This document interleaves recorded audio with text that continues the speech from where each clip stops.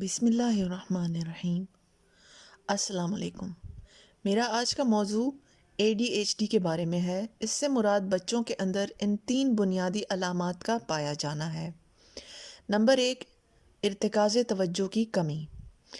اس سے مراد یہ ہے کہ بچہ ایک چیز پر اپنی توجہ مرکوز نہیں کر سکتا، دوسروں کی باتوں پر کان نہیں دھر سکتا، چیزوں کی تفصیلات پر دھیان نہیں دے سکتا، اس کا دھیان جلدی کسی دوسری چیز کی طرف چلا جاتا ہے، چیزوں کو بھول جاتا ہے، کاموں کو ترتیب نہیں دے سکتا، یا اپنی عمر کے حساب سے پڑھائی میں کمزور ہوتا ہے۔ نمبر 2، اضطراری کیفیت۔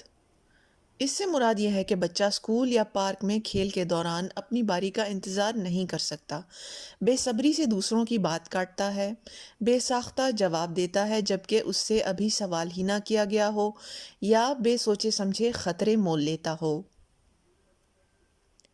نمبر 3، بیش فعالی کی کیفیت۔ اس سے مراد یہ ہے کہ بچہ دوسرے بچوں کی نسبت زیادہ فعال ہو اور غیر ضروری حرکتیں کرتا ہو، بلا وجہ بھاگتا دوڑتا ہو، اپنی نشست پر ٹک کر نہ بیٹھ سکتا ہو، نشست پر بیٹھے بیٹھے بے چینی سے ہلتا جلتا ہو، غیر ضروری طور پر بولتا ہو، اپنی چیزیں گما دیتا ہو یا کہیں رکھ کر بھول جاتا ہو، یا ایک کام کو مکمل نہ کر سکتا ہو اور اس کو ادھورا چھوڑ کر دوسرے کام کی طرف لپکتا ہو۔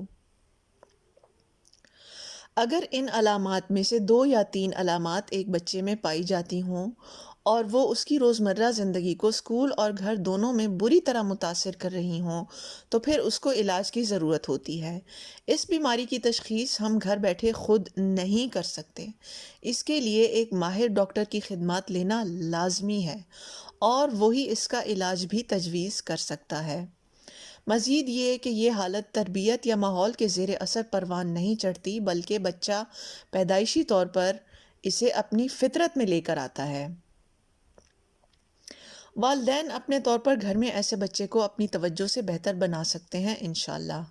سب سے پہلے تو ان کو اپنے بچے کی عادات پر صبر کرنا پڑے گا اور یہ تہیہ کرنا پڑے گا کہ آئندہ اپنے اس بچے کو پہلے سے زیادہ وقت دیں گے۔ مثلاً اگر بچہ بہت زیادہ باتیں کر کے آپ کی توجہ حاصل کرنا چاہتا ہے تو والدین دن میں ایک خاص وقت اس کے لیے مقرر کر سکتے ہیں جس میں وہ صرف اسی بچے سے باتیں کریں اور اس کی سنیں۔ اگر اس سے کوئی کام کروانا ہو تو بہت واضح الفاظ میں اس کو حکم دیں اور اس بات کو یقینی بنائیں کہ اس دوران اس کی توجہ کسی اور چیز کی طرف نہ ہو، مثلاً ٹی وی کی طرف۔ پھر اس کی نظروں میں نظریں ملا کر اور اس کے کندھے پہ ہاتھ رکھ کر اپنی بات پر اصرار کریں۔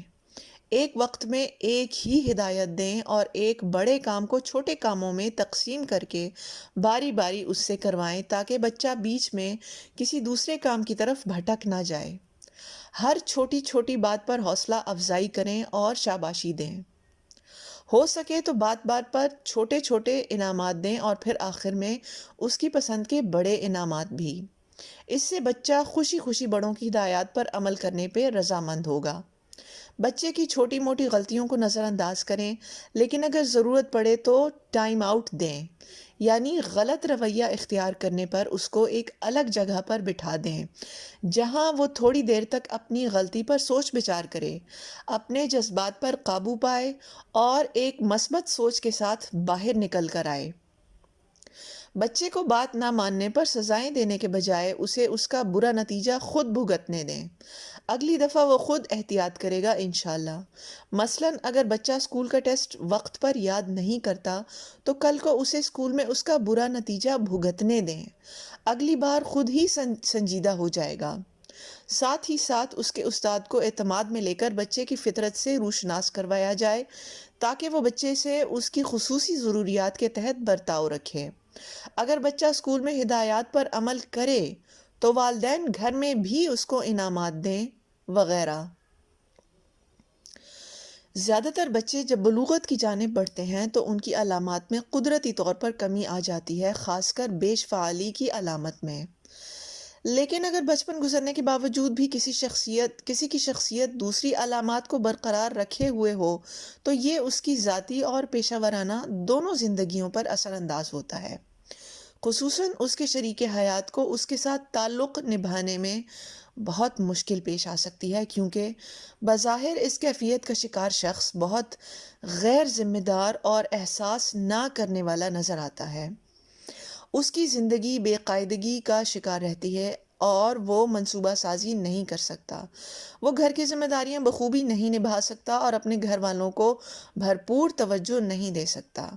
اس کے شریک حیات کو اسے ایک ماں یا باپ کی طرح سکھانا پڑتا ہے کہ اسے روزمرہ زندگی کے فرائض کیسے سر انجام دینے ہیں۔ اس طرح سے اس کے شریک حیات میں شدید مایوسی پیدا ہوتی ہے، جبکہ دوسری طرف وہ شخص خود یہ محسوس کرتا ہے کہ اس سے کوئی پیار نہیں کرتا اور کسی کو اس کی قدر نہیں۔ یوں دونوں ہی ڈپریشن کا شکار ہو سکتے ہیں، مگر ایک دوسرے کے ساتھ رشتے کو اچھے طریقے سے نبھانے کا راز یہی ہے کہ دونوں ایک دوسرے کو سمجھنے کی کوشش کریں اور اس بیماری کے بارے میں شعور حاصل کریں۔ ایسے میں وہ شخص جو خود ADHD کا شکار ہے، اس کو چاہیے کہ اپنی کمزوریوں کو پہچان کر اپنی زندگی کو ایسے سانچے میں ڈھال لے کہ اس کی زندگی میں نظم و ضبط کا اہتمام ہو سکے۔